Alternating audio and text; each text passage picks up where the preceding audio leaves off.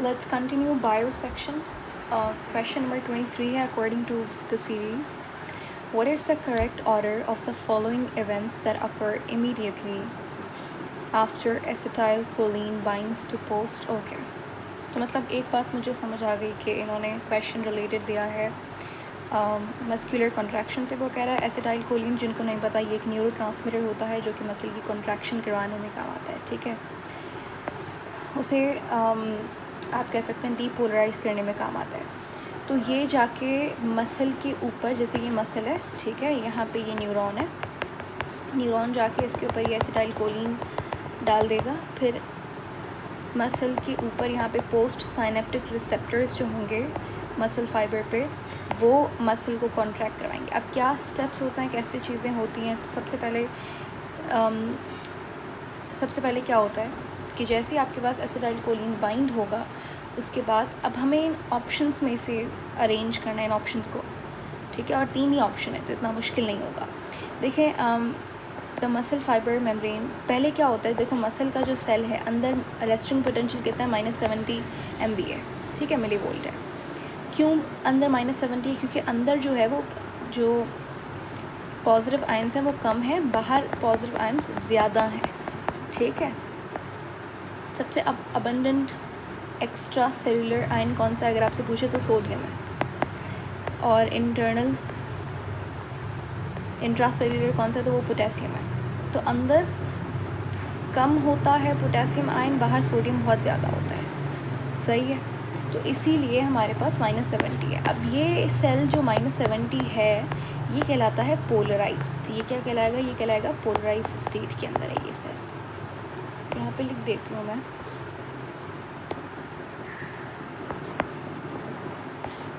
ये हमारे पास सेल है, ये -70 MV। ठीक है, इसको हम, इसकी स्टेट कैसी है? ये पोलराइज्ड है।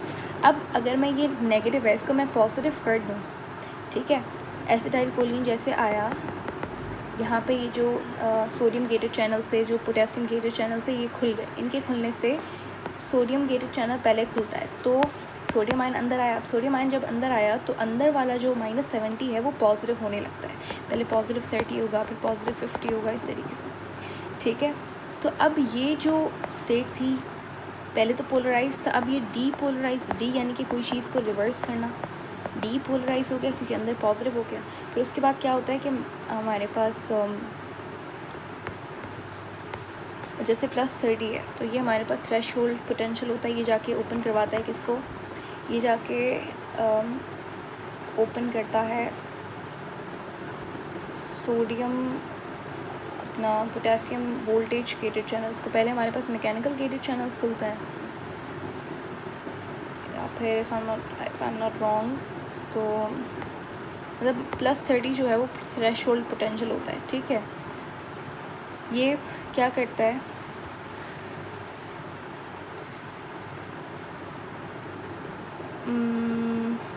ये हमारे पास करवाता है रीपोलराइजेशन। रीपोलराइजेशन कैसे होती है? दोबारा से माइनस में होने लगता है इसका अंदर वाला जो पोटेंशियल डिफरेंस है वो। ठीक है, अब वो रीपोलराइज कैसे होता है? सेल रीपोलराइज तब होता है जब आप अंदर से जो जितना भी पॉजिटिव आयन है वो बाहर निकालेंगे। ठीक है, अब वो बाहर ऐसे निकलेगा कि आप पोटेशियम वोल्टेज गेटेड चैनल्स को खोल देंगे तो पोटेशियम अंदर से बाहर जाएगा, क्योंकि अंदर अबंडेंट था तो बाहर निकलेगा। तो ये जो पॉजिटिव हुआ था ये +30 फिर इस तरीके से पॉजिटिव हुआ था, ये दोबारा से नेगेटिव हो जाएगा -70, और इतना ज़्यादा पोटेशियम निकल जाता है तो कि ये -90 MV हो जाता है, यानी कि हाइपर पोलराइजेशन हो जाती है। अब ये हमारे पास जब ये थ्रेशोल्ड पोटेंशियल पे आता है तो यहाँ पे कैल्शियम गेटेड चैनल्स भी खुलते हैं। वो कैल्शियम गेटेड चैनल्स क्या करते हैं? वो हमारे पास, जैसे ये न्यूरॉन है, कैल्शियम गेटेड चैनल्स, यहाँ पे जो वेसिकल्स पड़ी हुई हैं जिनके अंदर क्या न्यूरोट्रांसमीटर है, ये कैल्शियम गेटेड चैनल से कैल्शियम कैल्शियम तो आपका SCR से आ रहा है। ठीक है, तो ये हमारे पास पुश करती हैं इन वेसिकल्स को। इन वेसिकल्स को जब ये पुश करेंगे तो यहाँ से न्यूरोट्रांसमीटर रिलीज़ होगा और इस तरीके से दूसरे आगे वाले न्यूरॉन को सिग्नल जाएगा। ठीक है, ये मैंने आपको नर्व इम्पल्स कैसे जनरेट होता है वो बता दिया। लेकिन असल में हमारा टॉपिक क्या था, मसल था। तो मसल के अंदर भी चीज़ वही सेम हो रही है, क्योंकि दोनों न्यूरॉन और मसल दोनों क्या हैं, दोनों एक्साइटेबल, दोनों वाहिद एक्साइटेबल मसल्स टिश्यूज़ है हमारी बॉडी का। किसी भी हर सेल हमारी बॉडी का पोलराइज्ड है, लेकिन किसी में डीपोलराइज होने की पोटेंशियल नहीं है सिवाय न्यूरॉन के और मसल के। तो अगर आप यहाँ पे देखें, अच्छा मसल में क्या होगा, मसल में ये होगा कि जैसे ही हमारे पास कैल्शियम निकलेगा तो वहाँ पे तो इम्पल्स तो जनरेट नहीं करवाना। मसल में ये डिफरेंस होता है कि ये कैल्शियम जाके जो मायोसिन और एक्टिन है उसको मिलवाता है, क्योंकि मायोसिन जो है उसको रोका हुआ होता है किसने, आपका ट्रोपोनिन ने, ठीक है। और दूसरा वाला कौन सा होता है, इसका नाम भी टी से शुरू होता है, मसल प्रोटीन से, एक्टिन, मायोसिन, ट्रोपोनिन, एक और होता है, I don't know, it just slipped of my head. लेकिन वो जो दो हमारे पास मसल प्रोटीन्स होते हैं उन्होंने एक्टिन को रोका हुआ होता है मायोसिन से, ताकि वो बाइंड ना कर जाए, क्योंकि एक्टिन, तो ये कैल्शियम जाके उसको कहता है कि भाई अब छोड़ दो, एक्टिन को फ्री कर दो। तो एक्टिन और मायोसिन यहाँ पे मिलते हैं और यहाँ पे हमारे पास क्या बनता है, कॉन्ट्रैक्शन होती है, ठीक है। तो सबसे पहले क्या होगा, मसल फाइबर डीपोलराइज होगा, 2 पहले आएगा, उसके बाद कैल्शियम डिफ्यूज़ होगा, 1 आएगा, उसके बाद हमारे पास क्या हो गया कि मायोसिन बाइंड होगा एक्टिन फिलामेंट से, जो कि अनकवर्ड है। पहले कहाँ से कवर्ड होती है, ट्रोपोनिन से कवर्ड होती है। और एक आई डोंट नो दूसरे वाले प्रोटीन का नाम क्या होता है, ओके मैं बता देती हूँ, अभी बता देती हूँ। सो ट्रोपोमायोसिन, ठीक है, ट्रोपोमायोसिन और ट्रोपोनिन, ठीक है। इसके बाद हमारे पास है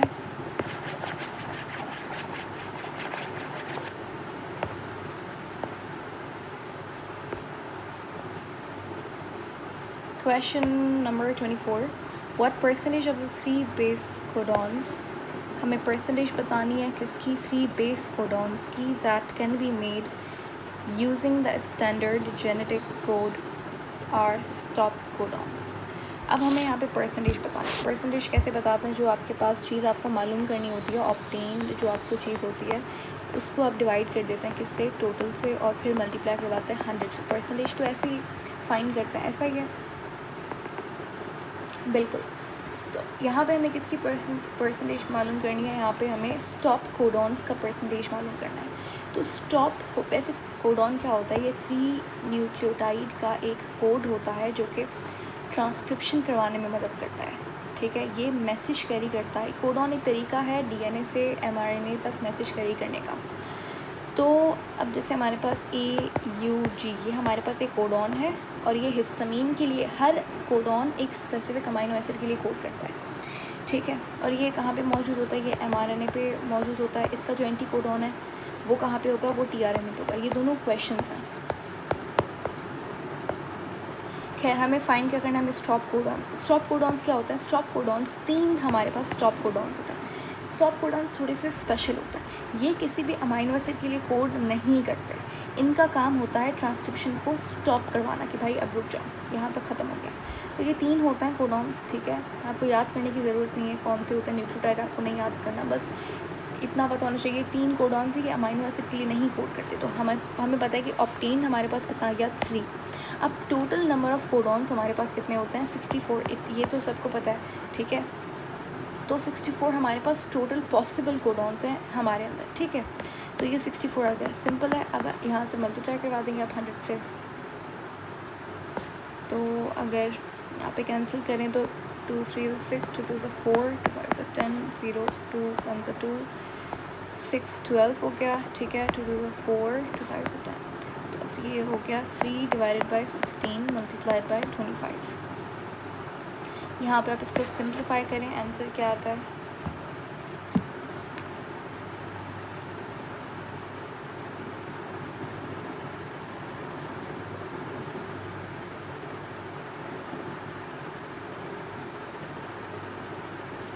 फोर पॉइंट सिक्स, ठीक है। 4.68 आ रहे हैं तो आप 4.7 बोल सकते हो। कौन सा ऑप्शन सही है,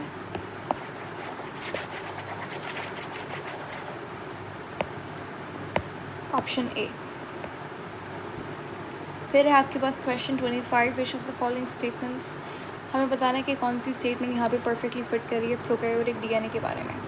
प्रोकैरियोटिक डीएनए कैसा होता है, सर्कुलर होता है, ठीक है, स्ट्रेट नहीं होता, और इसके अलावा वो साइटोप्लाज्म में मौजूद होता है क्योंकि उसके पास कोई भी न्यूक्लियस नहीं होता।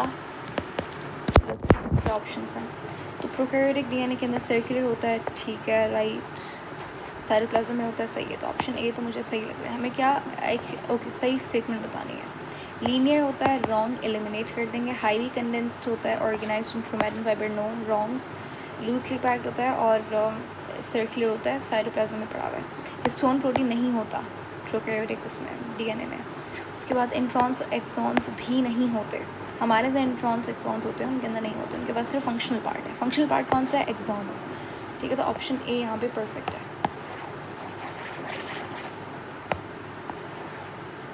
फिर है question 26, a fragment of double stranded DNA molecule contains 12 phosphates, 2 adenines.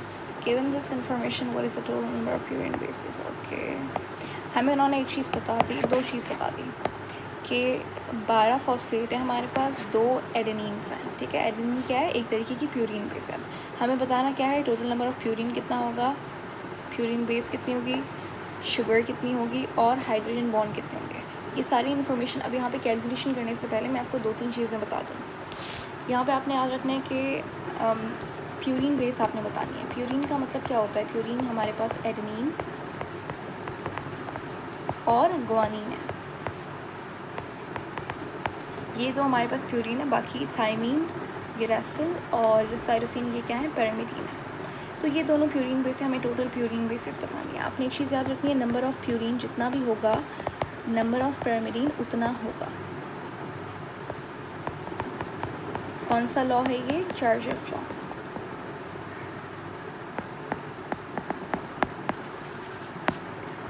Charges law तो नहीं, हाइपोथेसिस, ठीक है।